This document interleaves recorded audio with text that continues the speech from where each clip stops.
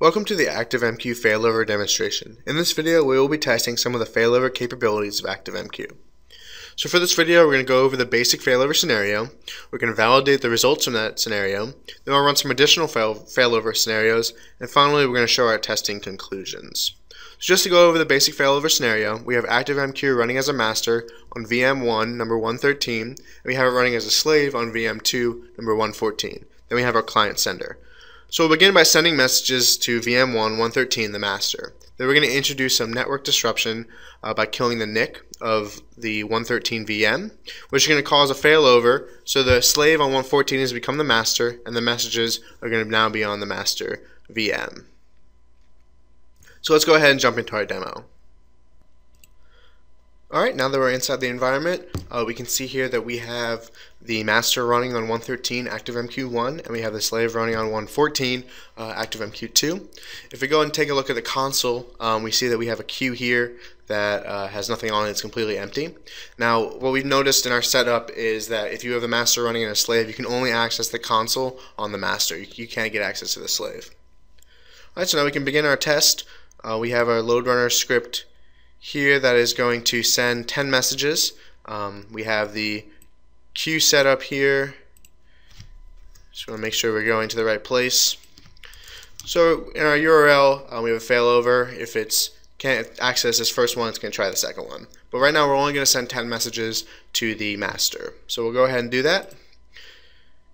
Now once we send our 10 messages, we can introduce our network disruption by killing the NIC of that VM.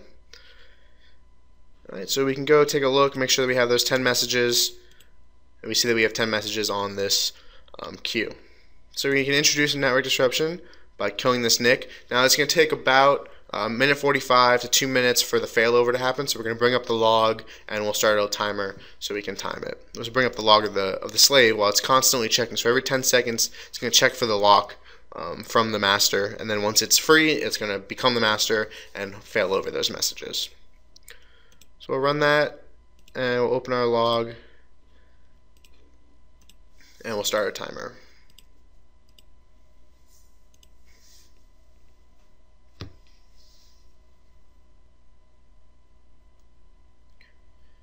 Alright, we can see that the lock is free and the 114 is now going to become the master, so we don't need this timer anymore, and we should be able to access its console. And we'll be able to see that it has those 10 messages failed over successfully. Alright, so just as a test, we're going to bring the 113 old master back up just to see what kind of state that it's in. So we'll connect it, and it'll come up right away for us. And we can see that on the 113 it has 10 messages also, so these are duplicate messages that came up. So now on both masters on 113 and 114 both have 10 messages. So these are potentially duplicate messages. So we'll take them off just to we'll dequeue them just so we can see what they look like, make sure that they're the same. So first we'll dequeue them from the 114 old master. So we'll take these 10 messages off, and we'll see that they're numbered 1 through 10.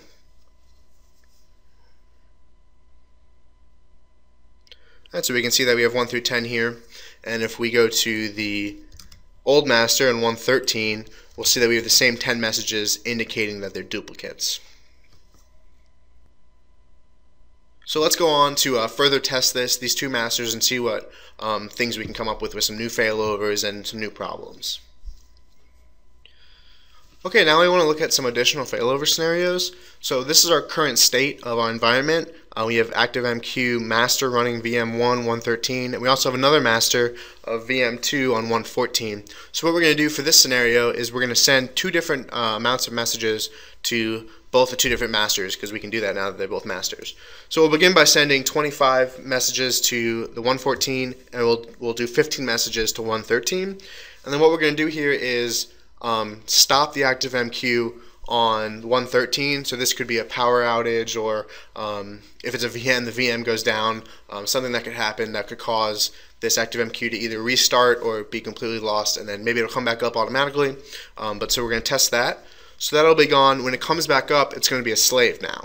So we're going to test if that failed over or we're going to test what happened with those messages, those 15 messages. So now if we introduce some network disruption, stop the NIC on the 114, what's going to happen? You know, are we going to see a failover, or what's the scenario going to be? So we're going to take a look at that right now. So let's hop over to the demo. Alright, so we're back inside of our environment, and we can see that on 113, they're both masters, so we can get to both consoles. See on 113 we have no messages right now, and on 114 we also have no messages. So we're going to start here by sending 25 messages to 114, and then we're going to send 15 to 113. And since they're both masters, we are able to send to both of them because they're accepting messages. So we sent 25 to 114. And now we'll send 15 to 113. 15 there. And we'll send that. We take a look at those. So we see on 114 we have 25 messages. And we see on 113 that we have 15 messages. Alright, so now we want to introduce either like a power outage or some sort of outage to 113 where it gets restarted, where we lose it either indefinitely or it comes back up as a slave. So to do that really easily, we're just going to stop ActiveMQ on there. We'll stop ActiveMQ, and we'll just wait for that to kill itself. Alright, we see that now ActiveMQ has been stopped on 113. So we want to test what happens if this comes back up now. So we're going to start it again. Now this is going to start in the slave state, so we shouldn't be able to get access to its console. So we'll test that, make sure we can't get access to it because it's in a slave state. And we have the master here on 114, and we are unable to connect to 113 because it's a slave. So we want to do similar to how our other test. We want to test the failover now. So we had those 15 messages that were on 113. We had 25 on 114. Now if 113 was restarted, we want to know what happens. So now it comes up as a slave. So we're not really sure what happened to those 15 messages. So if we kill the NIC, we put some network disruption onto 114. We want to see if it's going to fail over. So we'll stop the NIC on here, and we will wait the 2 minutes for the failover to occur. So we'll start a stopwatch so we know when to check it.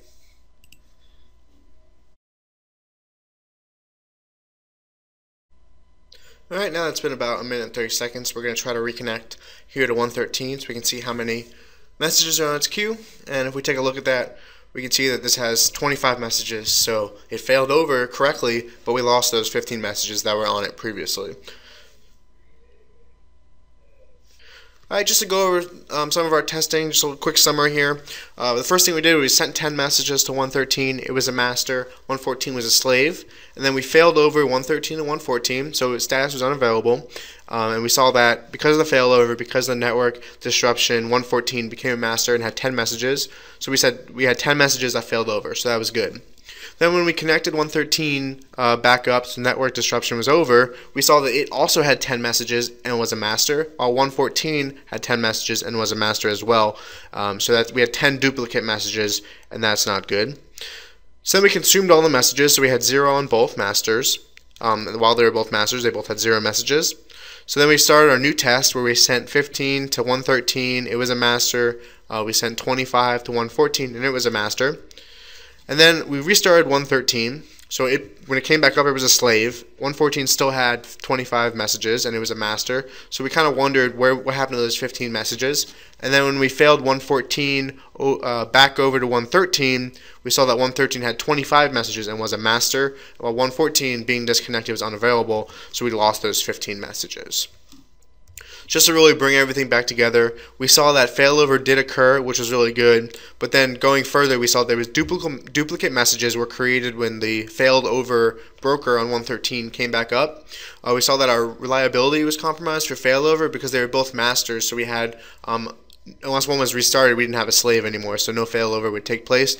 And then if one of them was restarted, we lost power or something like that, came back up as a slave, and then there was another failover that took place, there would be messages that could potentially be lost. So I hope this video showed you some of the failover capabilities of ActiveMQ, and have a nice day.